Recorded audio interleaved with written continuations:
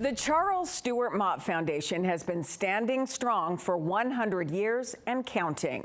Foundation leaders are reflecting on what they've contributed to Genesee County over those years, and they're looking ahead to what they'd like to do in the next 100.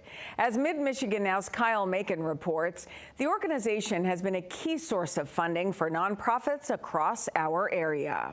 Today, we have roughly $4 billion in assets, and over our first 100 years, we've granted $4.4 billion, over $9 billion inflation adjusted. That's a lot of giving. Charles Stewart Mott Foundation President Ridgway White now runs the organization that his great-grandfather established in 1926. With an initial gift of $320,000 of General Motors stock.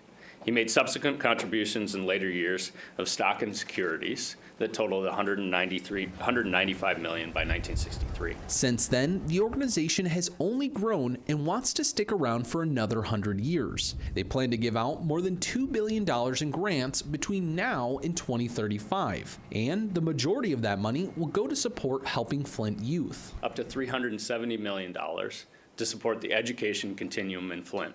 So that's from birth to college and career. Of that, up to $100 million will go towards school facilities, K-12 school facilities in Flint. The foundation has awarded grant money to Flint community schools to help fund a new high school to replace the blighted Flint Central. White says another $100 million will be set aside to reduce childhood poverty. Another focus is housing. To increase home ownership rates through the construction of new housing and programs to make home ownership more accessible.